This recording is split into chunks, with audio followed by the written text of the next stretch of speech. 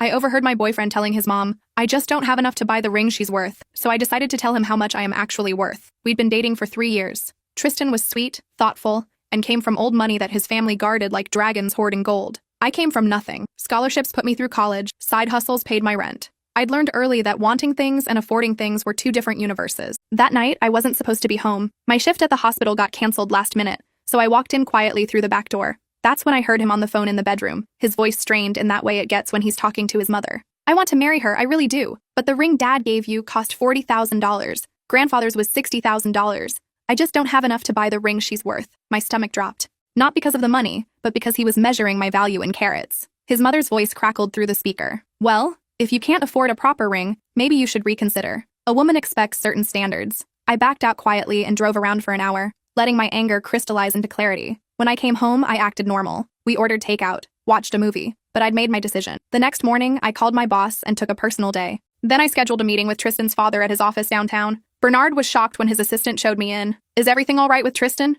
he asked, concerned. "Everything's fine," I said, sitting across from him. "I'm here about the trust fund." His eyebrows shot up. "I'm sorry? The trust fund my grandmother left me. The one I've never touched. I need to access it now." You see, what Tristan didn't know, what his whole family didn't know, is that my grandmother wasn't just anybody. She was Evelyn Chen, tech pioneer who sold her company in 1987 for $340 million. She lived modestly, invested wisely, and when she died, she left everything to her only grandchild, me. The lawyers had strict instructions. I couldn't access the money until I was 28 or until I got married, whichever came first. And I could never tell anyone about it unless absolutely necessary. Grandma wanted me to know my own worth before I knew my net worth. I was 3 months from my 28th birthday. Bernard made a call. Within an hour, my account manager, Patricia, arrived with documents. My current balance sat at $127 million, not including the property assets and stock portfolios. "I'd like to make a withdrawal," I said calmly. "And I need your discretion, Bernard. Tristan can't know about this yet." That evening, Tristan came home to find me cooking dinner like always. On the counter sat a small blue box.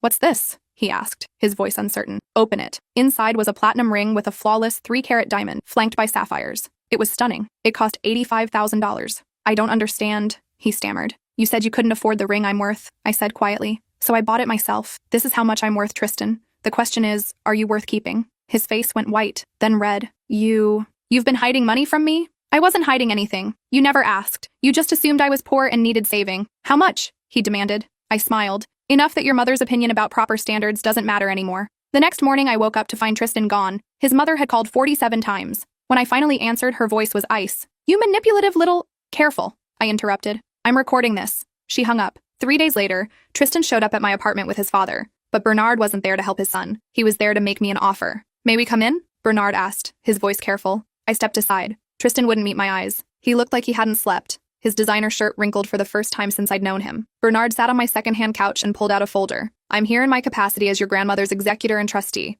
I know who you are," I said. "What you may not know is that Evelyn left specific instructions regarding your inheritance. Instructions I was bound to follow." He opened the folder. "She wanted you to experience life without wealth, to build your own identity, to find someone who loved you for who you were, not what you had." Tristan finally looked up. "You knew? The whole time?" "I've known since the day you introduced her," Bernard said quietly. "Your grandmother and I were close friends for 40 years. When she showed me her granddaughter's photo, I recognized the young woman my son was dating." My hands went cold. "You've been watching me?" "Not watching. Waiting." Evelyn's will had a provision. If you fell in love and that person proposed without knowledge of your wealth, the trust would release immediately. But if anyone told you about the money, or if anyone in my family revealed your identity, the entire estate would go to charity. The room spun. "So you let Tristan think I was poor?" "I let him know you for who you are," Bernard corrected. "And when I heard him on that phone call with his mother, when I heard him say he couldn't afford the ring you deserved, I knew exactly what kind of man my son had become." His voice broke slightly. "I'm ashamed to say I didn't raise him better than that." Tristan stood up suddenly. "I don't need to listen to this." "Sit down," Bernard ordered. For the first time, I heard the steel that had built a financial empire. "You will hear what you've cost yourself." Tristan sat. Bernard turned back to me. "Your grandmother wanted you to make the choice freely. She wanted you to know if someone loved you or loved your potential wealth. That's why I couldn't intervene when my wife said those horrible things about standards and proper rings." "Your wife knew?" I asked. "No. No one knew except me and Patricia. And now, because you've accessed the trust, the provisions are complete. You're free to tell anyone you want." I looked at Tristan, really looked at him. The man I'd spent 3 years with suddenly seemed like a stranger. "Did you love me?" I asked him directly. He opened his mouth, closed it. "I thought I did. But not enough to marry me with a simple ring from a pawn shop? That's not fair," he protested. "You don't understand the pressure. My mother, my family, they have expectations." "I understand perfectly," I interrupted. You chose their expectations over me. Bernard pulled out another document. There's one more thing. Evelyn left you a letter to be delivered when you access the trust. He handed me an envelope with my grandmother's handwriting. I opened it with shaking hands. My dearest granddaughter, if you're reading this, you've made it to 28 or fallen in love. Either way, I'm proud of you. I hope you've learned that your worth has nothing to do with bank accounts or family names. You're brilliant, hardworking, and kind. That's your inheritance from me that matters most. The money is just a tool. Don't let it change who you are. Don't let it make you cruel or cold. And whatever you do, don't waste it on someone who only wants you after they know you have it. Live boldly. Love fiercely. And if anyone ever makes you feel small, remember, you come from women who built empires. All my love, Grandma. I wiped my eyes. When I looked up, Bernard was smiling sadly. She was an extraordinary woman, he said, and she raised an extraordinary granddaughter. Tristan reached for my hand. We can start over. Now that I know, I pulled away. Now that you know what? We can have a real future. The kind my family expects. The kind we both deserve. I deserve someone who wanted me when I wore scrubs and ate ramen for dinner, I said quietly. You're not that person. You're being unreasonable. His mother's voice came from my doorway. I hadn't even heard her come in. My son loves you. This is just a misunderstanding. I stood up. Mrs. Whitmore, I don't recall inviting you. I have every right to protect my son from gold diggers. Bernard winced. Victoria, please don't make this worse. Worse? She advanced into my apartment, her heels clicking on the worn hardwood. This girl trapped our son. She hid her wealth to make him look bad, to manipulate him into— Enough, I said. My voice came out steady and cold. I'm going to say this once. I never hid anything. I lived my life. Your son met me at a coffee shop where I was working the register between classes. He pursued me. He told me he loved how real I was, how refreshing it was to meet someone who wasn't after his family's money. Exactly, Victoria said. Because you already had money. I had nothing, I corrected. I had student loans and a shared apartment with 3 roommates. I worked 40 hours a week and still couldn't afford new shoes. That was my reality. The money in a trust fund I couldn't touch might as well have been on the moon. But you knew it was there, she insisted. And you know you have a retirement account. Does that mean you're wealthy today? Or does it mean you have something waiting for the future? She opened her mouth, closed it. I turned to Tristan. I loved you. Past tense. I loved the man who brought me soup when I was sick and couldn't afford a doctor, who studied with me at the library because I couldn't afford coffee shops, who told me that being with me was worth more than all the money in the world. I held up the ring box he'd never actually offered me. But that man died the second he told his mother I wasn't worth a proper ring. I never said that, Tristan protested. You said you didn't have enough to buy the ring I was worth. As if my worth could be measured in dollars. As if the problem was the ring and not the fact that you valued your family's opinion more than your love for me. Bernard stood. Victoria, Tristan, it's time to go. We're not finished here, Victoria declared. Yes, you are, I said firmly. And I want you all to understand something clearly. I'm not vindictive. I'm not going to use my money to hurt your family or ruin your business. But I'm also not going to let you treat me like a problem that needs to be managed. I pulled out my phone and played the recording I'd made of Tristan's phone call with his mother. Well, if you can't afford a proper ring, maybe you should reconsider. A woman expects certain standards. Victoria's face went white. I have 3 years of messages, calls, and comments. I continued. Every time you suggested I wasn't good enough. Every time you mentioned how Tristan should find someone from a proper family. Every family dinner where you sat me at the children's table even though I was 27 years old. That's legal, I finished. And I'm not threatening you with it. I'm just making sure you understand that I see you clearly now. All of you. Bernard herded his wife and son toward the door. Before leaving, he turned back. For what it's worth, Evelyn would have liked you even more after this conversation. She never suffered fools, and she never let anyone diminish her. After they left, I sat alone in my apartment. The one bedroom with the leaky faucet and the neighbor who played drums at 2 a.m. I could afford to move tomorrow. Buy a penthouse. Never work another shift. But Grandma's letter echoed in my mind. Don't let it change who you are. I called Patricia. I need to set up some things, I told her. Scholarships for nursing students. A fund for families who can't afford medical care. An investment in affordable housing. Of course, she said. How much are we allocating? Half, I said. Half of everything. I want to live comfortably, but I want to remember where I came from. Your grandmother would approve, Patricia said softly. She did something similar. I know, I replied. That's why I'm still living in this apartment, at least for now. That night, I put the $85,000 ring in a safety deposit box. Not because I wanted to keep it, but because someday I wanted to show it to my daughter or niece and tell her this story. Tell her that knowing your worth means never letting anyone make you feel worthless, no matter how many zeros are in your bank account. 2 weeks later, I got a text from Bernard. Tristan has been cut off. He needs to learn the value of earning his own way. If you're amenable, I'd like to take you to lunch. Not as his father, but as your grandmother's old friend. I have stories about her I think you'd like to hear. I agreed. We met at a diner, not one of his usual 5-star restaurants. He ordered coffee and pie. Evelyn and I met in 1978, he began. She'd just started her company. I was a junior analyst at an investment firm. She came in to pitch her technology, and every partner in the room dismissed her, told her to get her husband to present it instead. What did she do? She walked out, went to our competitor, and made them billionaires. He laughed. I quit the next day and begged her to let me manage her money. She said yes, but only if I promised to never mistake quiet for a week. She sounds incredible. She was terrifying and wonderful. She once fired an entire board of directors because they suggested she retire and let the men run things. This was 1985. She replaced them all with women and minorities, and the company's value doubled in 2 years. I smiled, imagining it. When she got sick, Bernard continued, she made me promise something. She said, my granddaughter is going to inherit a fortune, but I want her to inherit something more important first. I want her to inherit herself. That's why the restrictions on the trust. Exactly. She was afraid you'd be swallowed up by wealth before you knew who you were. She wanted you to struggle a little, to build your own identity,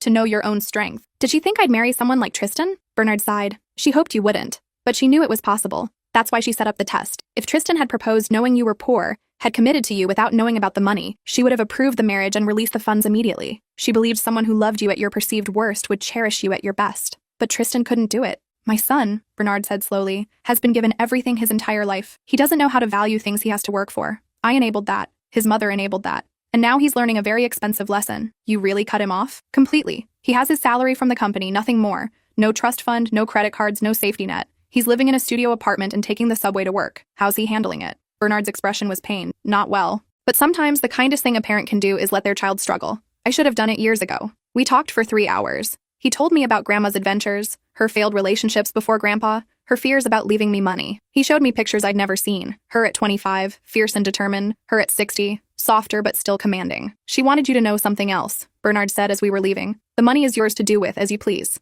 But she hoped you'd use it to build something, like she did. Not just for yourself, but for others who need a chance. I'm already working on it, I said. Scholarships, medical funds, housing investments. His eyes welled up. She knew you would. 3 months later, I was at the hospital when a patient came in with a young daughter. The woman had insurance, but not enough to cover the specialist her daughter needed. I overheard the social worker explaining their limited options. I followed the social worker to her office. The family in room 412, I said. What would full coverage cost? She looked surprised. Are you family? No, I'm someone who can help. I wrote a check. Then I wrote another for the family in 408 whose son needed surgery, and another for the elderly man in 315 who couldn't afford his medications. By the end of my shift, I'd given away $200,000. It felt better than any shopping spree could have. That night, my former roommate Riley called. Girl, did you win the lottery? She shrieked. Someone just paid off all our student loans. I smiled. Anonymous donor, I heard. This is insane. Do you know what this means? I can actually save for a house. I can take that job I wanted that pays less but makes me happy.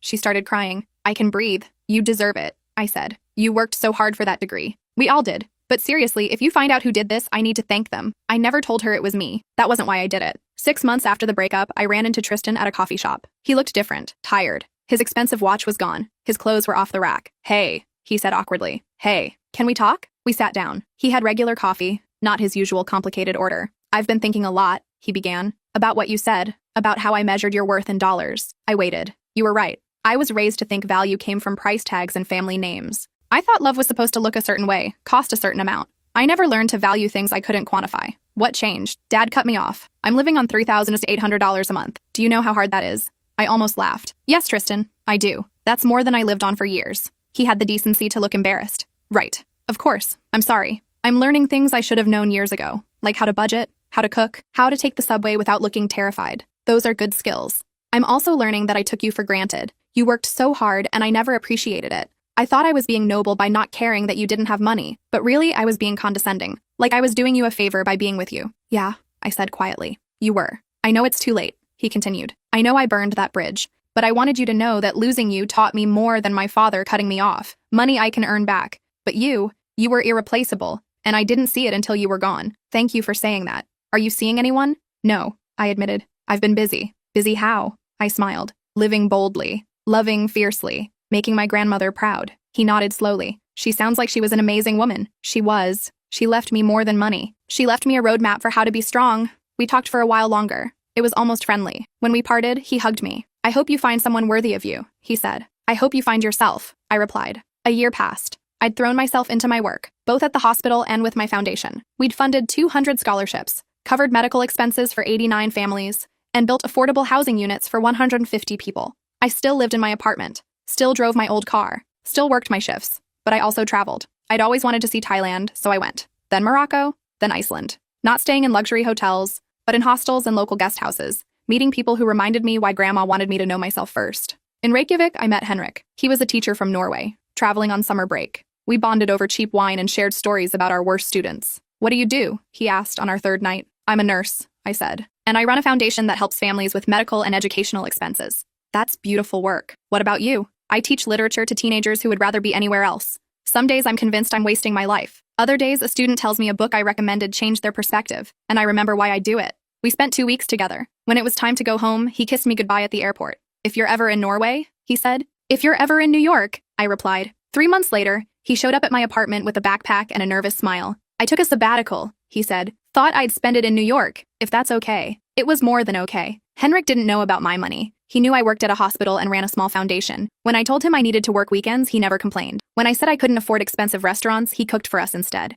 One night, 6 months into our relationship, my accountant called with an urgent matter. I took it in the bedroom, but Henrik heard me mention dollar amounts that didn't match a nurse's salary. When I came out, he was quiet. I need to tell you something, I said. He waited. I told him everything. About Grandma, the trust fund, Tristan, all of it. He listened without interrupting. When I finished, he was quiet for a long moment. Why didn't you tell me before? He finally asked. Because I needed to know you loved me, not my bank account. I fell in love with a nurse who works double shifts and still finds time to help strangers. That's who you are. The money is just, he waved his hand, details. Important details. Not to me. I don't need a wealthy girlfriend. I need you. He smiled. Though I'm curious why you're still in this apartment with the leaky sink. Because my grandmother taught me not to let money change who I am. Smart woman, he said. But even smart women deserve working plumbing. We moved in together shortly after. Not to a penthouse, but to a nice 2-bedroom in a neighborhood we both loved. Henrik met Bernard, who immediately approved. He looks at you the way your grandfather looked at Evelyn, Bernard said after dinner. Like you're the most fascinating person in the world. 18 months after our first meeting in Iceland, Henrik proposed.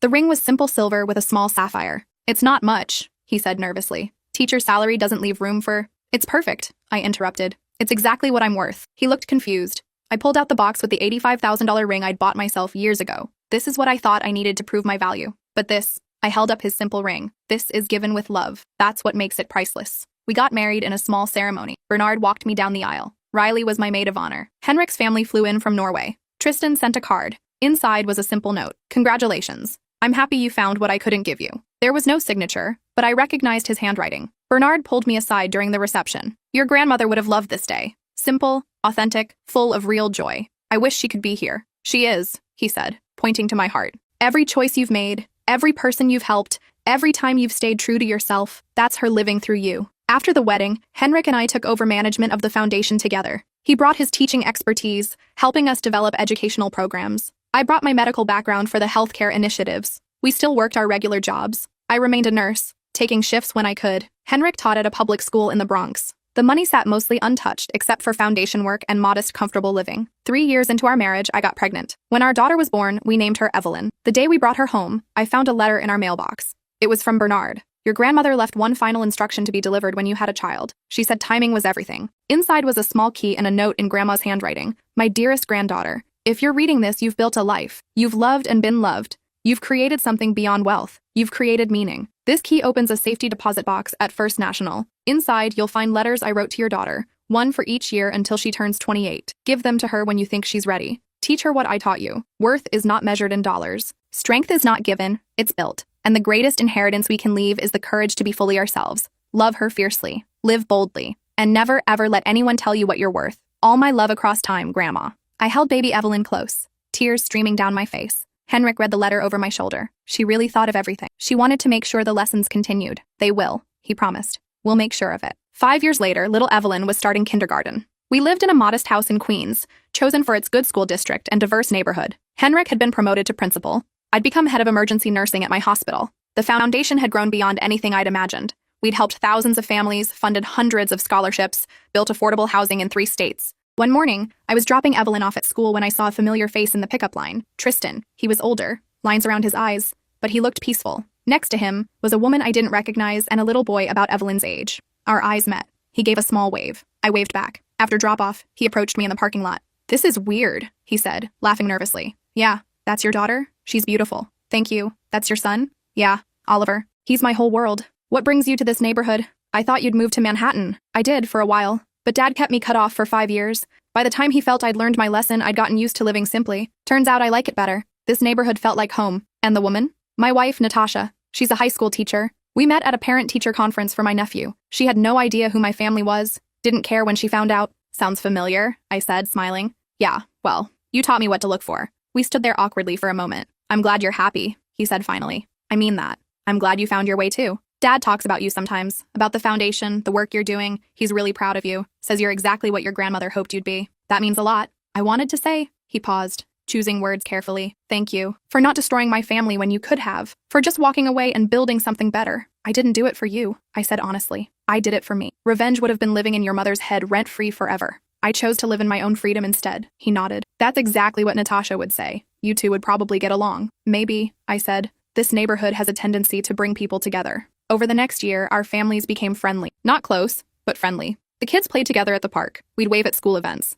Natasha and I discovered we both loved terrible reality TV and bonded over wine and discussions about The Bachelor. One evening, the four of us were having dinner, something that would have been unimaginable years ago. Can I ask you something? Natasha said suddenly. And please don't think I'm rude. Go ahead. Tristan told me what happened with you two. The money, the ring, all of it. But he also said you could have made his life hell and you didn't. Why? I thought about it. Because holding on to anger would have meant he still had power over me. Letting go meant I got to decide who I wanted to be. That's incredibly mature. Trust me, I had some very immature moments first. I may have sent his mother a fruit basket with a note saying, "Thanks for raising a son who taught me what I deserve," before blocking her number. Tristan choked on his wine. You didn't. I absolutely did. The note was in calligraphy. It cost $200. Natasha burst out laughing. Oh my God, I love it. What did she do? Tried to call 93 times before realizing I'd blocked her. Bernard told me she ranted about it for weeks. She still brings it up sometimes, Tristan admitted, usually when she's had too much champagne at family events. Good, I said cheerfully. Every time she eats a pear, I want her to think about the daughter-in-law who got away. We all laughed. It felt good. Healing, even. Henrik squeezed my hand under the table. My wife, the fruit basket assassin. It was a very expensive fruit basket, I defended. Imported cheeses, fancy crackers, those weird tiny jams. I wanted to make sure the message was classy. The message was "fuck you" wrapped in cellophane. Tristan said. The classiest "fuck you" she'll ever receive. I agreed. Later, as Henrik and I walked home, he asked, do you ever regret how it all happened? The pain with Tristan? The revelation about the money? No, I said, because if it had happened differently, I wouldn't be who I am now. I wouldn't have learned what I learned, and I probably wouldn't have met you. The universe works in mysterious ways. My grandmother would say the universe rewards those who know their worth. Smart woman, the smartest. When little Evelyn turned 7, I gave her the first letter from my grandmother. She read it slowly, her little brow furrowed in concentration. Grandma Evelyn says I'm going to do great things, she announced. You are, I agreed. She says I should be brave and calm and never let anyone make me small. Good advice. Did you follow her advice, Mommy? I thought about the scared girl who'd overheard a conversation about rings and worth. About the woman who'd bought her own ring to prove a point. About the choices I'd made since. I tried my best, I said. Sometimes I succeeded.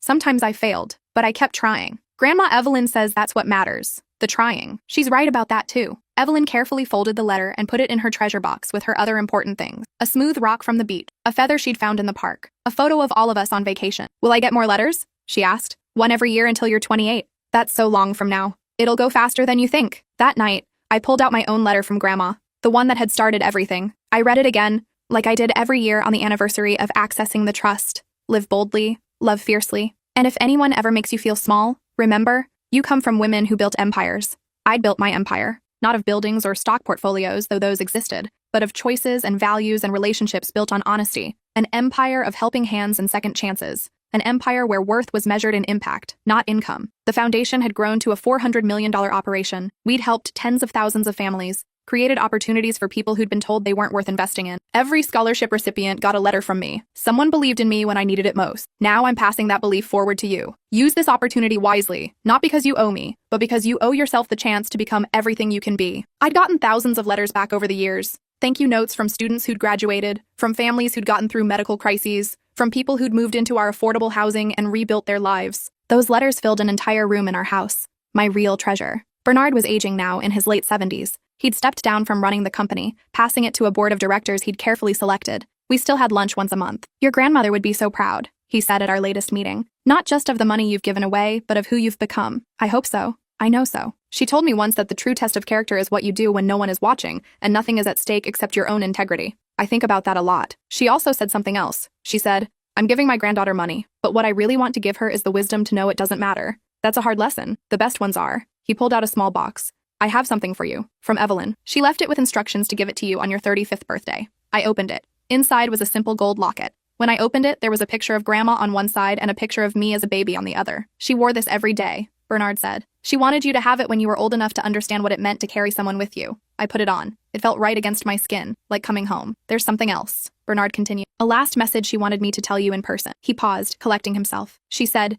tell my granddaughter that knowing your worth doesn't mean shouting it from rooftops. It means walking through the world with quiet confidence, helping others find their own worth along the way. That's the real inheritance. That's what builds empires that last. I wiped tears from my eyes. Thank you for carrying all these messages for so long. It was my honor. Your grandmother was the love of my life, though I never told her. I was married to someone else, built a different life, but she was the one who taught me what real worth looked like. When she asked me to watch over you, to help you find your way, it was the greatest gift she could have given me. She loved you too, I said. I can tell from the way she trusted you with all of this. He smiled sadly. Some loves aren't meant to be lived, they're meant to be honored. I honored her by helping you become who you were meant to be. We sat in comfortable silence for a while. What will you do now? He asked eventually. You've accomplished so much. What's next? I want to expand the foundation internationally. There are kids in developing countries who need the same chances I had. I want to build schools, fund medical clinics, create opportunities. Ambitious. Grandma would expect nothing less. No, she wouldn't. 2 years later, we opened our first international initiative in Ghana, a school and medical clinic combined, serving 500 children and their families.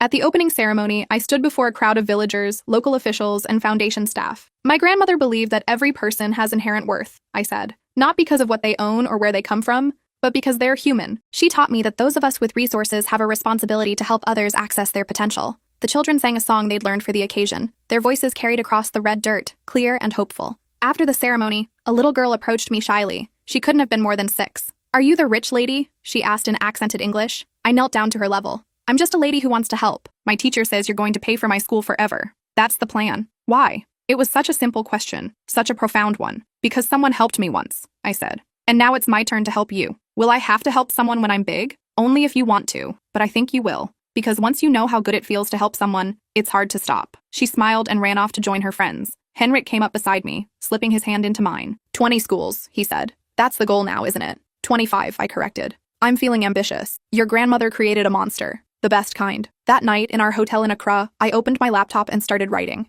Not a business plan or a foundation proposal. A letter. Dear Evelyn, by the time you read this, you'll be 28. The same age I was when I first accessed your great-grandmother's trust fund. I wonder what kind of woman you'll be. What dreams you'll have. What struggles you'll have faced. I'm writing to tell you the same thing great-grandma Evelyn told me. Know your worth. But let me add something she learned too late to tell me directly. Knowing your worth also means helping others discover theirs. The money I'm leaving you comes with no restrictions. You can access it whenever you need it. But I hope by the time you do, you'll already know what great-grandma wanted me to know. The money is just a tool. Who you are matters more than what you have. I've lived a beautiful life. I've loved deeply, worked hard, and helped where I could. I've made mistakes and learned from them. I've lost people and found new ones. And through it all, I've tried to honor the woman who gave me more than money. She gave me a blueprint for living. Whatever you do with your inheritance, do it with intention. Do it with love. Do it with the knowledge that you come from a line of strong women who built empires, not of wealth, but of worth. Live boldly, love fiercely, and never let anyone tell you what you're worth. All my love, your mother. I saved it in a file marked, for Evelyn, age 28. Someday she'd read it. Someday she'd make her own choices about what to do with the fortune she'd inherit.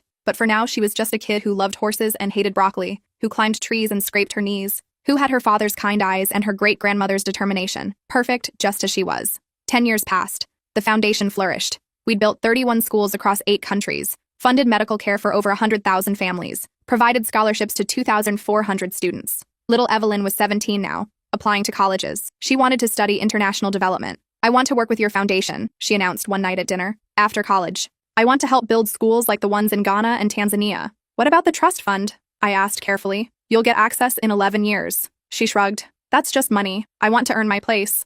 I want to know I'm doing this work because I chose it, not because I have to. Henrik and I exchanged glances. She'd absorbed the lessons without us having to preach them. Great-grandma Evelyn would like that answer, I said. I hope so. From her letters, she sounds like she'd be really tough to impress. She was. And you would have impressed her. Bernard passed away the following spring. He was 82 and he went peacefully in his sleep. At his funeral, I learned things I'd never known. How he'd secretly funded scholarships for underprivileged students for 40 years. How he'd paid medical bills for families in need. How he'd used his wealth quietly, without fanfare or recognition. He learned from Evelyn, one of his old colleagues told me. After she died, he became a different person. More thoughtful, more generous. He said she taught him that money was boring unless you did something meaningful with it. Tristan spoke at the funeral. He was in his 50s now, still married to Natasha, with 3 kids. My father taught me 2 great lessons, he said. The first was what not to do, how to be entitled and blind to others' worth. The second was how to fix it. When he cut me off, I thought he was being cruel. Now I know he was being kind. He was giving me the chance to rebuild myself into someone worth being. After the service, Victoria approached me. She was elderly now, her sharp edges softened by time. "I owe you an apology," she said stiffly, "for how I treated you, for the things I said. That was a long time ago. It was. But I've watched you build something remarkable. I've watched my son become a better man because you showed him what real worth looks like. And I've realized I spent my whole life measuring the wrong things. It's never too late to change what you measure." She smiled sadly. "Bernard used to say that. He said Evelyn taught him that lesson. She taught a lot of people. She taught you best of all." We stood together in the cemetery, 3 generations of complicated history between us. "The fruit basket," Victoria said suddenly. "Excuse me?" "The fruit basket you sent me, with the note about raising a son who taught you what you deserve." "Oh, that. I kept the note. It's in my desk drawer. Sometimes when I'm tempted to judge someone for not meeting arbitrary standards, I read it. It reminds me what happens when you mistake price for value. I'm glad it helped.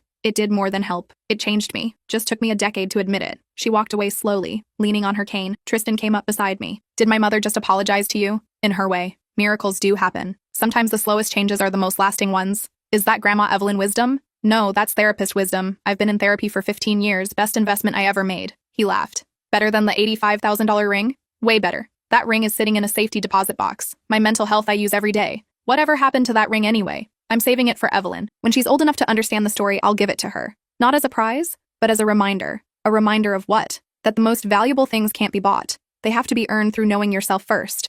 The Foundation's 20th anniversary gala was approaching. We'd planned a major announcement. A new initiative to fund women's education globally with a $500 million commitment. The night of the gala, I wore Grandma's locket. Simple black dress, no designer labels. Henrik wore a suit he'd owned for 10 years. "We could upgrade our wardrobes," he joked. "We can definitely afford it." "Why? These clothes work fine." "Because every other person here will be in clothes that cost more than our car." "Let them. We'll be the ones who know the difference between looking wealthy and being wealthy." The ballroom was filled with donors, foundation staff, scholarship recipients, and families we'd helped. The diversity of the crowd always made me proud. I spotted Evelyn across the room, talking animatedly with a group of scholarship students. At 17, she was confident and kind, asking them about their studies, their dreams. A young woman approached the microphone. She was one of our first scholarship recipients, now a doctor. 15 years ago, I was accepted to medical school but couldn't afford to go. My family had nothing. I thought my dream was over. Then I got a letter from this foundation. It said, "Someone believed in me when I needed it most. Now I'm passing that belief forward to you." Her voice broke slightly.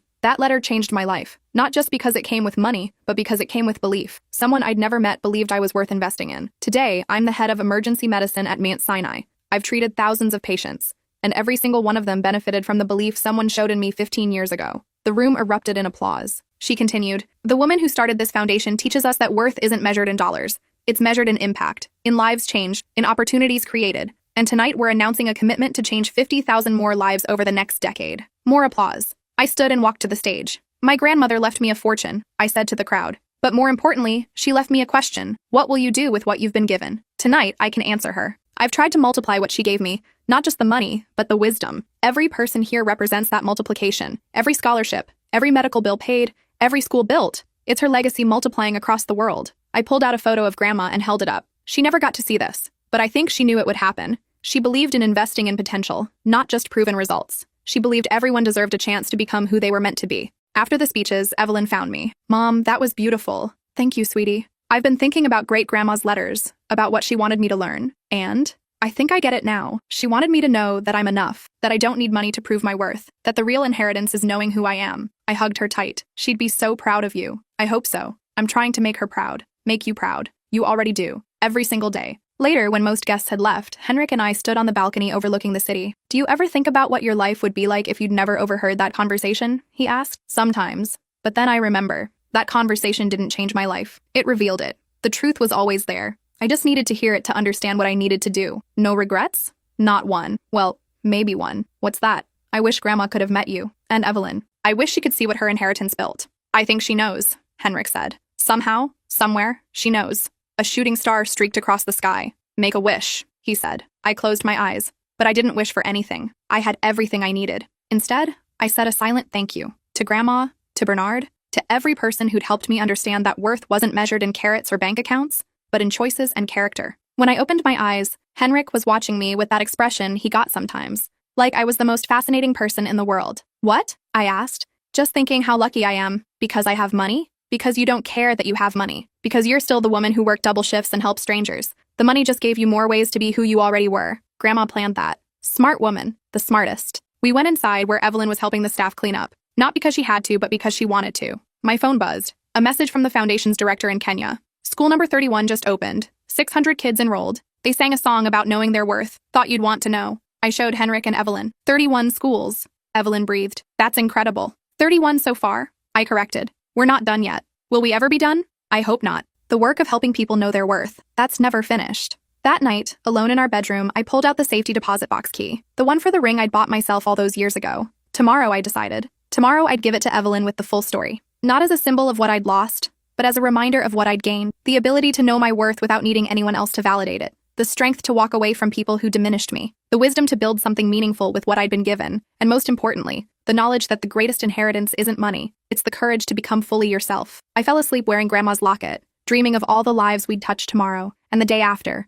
and all the days to come. Because that's what it meant to truly know your worth. Not in how much you had, but in how much you gave away. Not in what you could buy, but in what you could build. Not in the ring someone could afford to buy you, but in the life you chose to live. And in that quiet understanding, I finally understood what Grandma had known all along. The real fortune wasn't in the bank account. It was in knowing I didn't need it to be enough. I already was.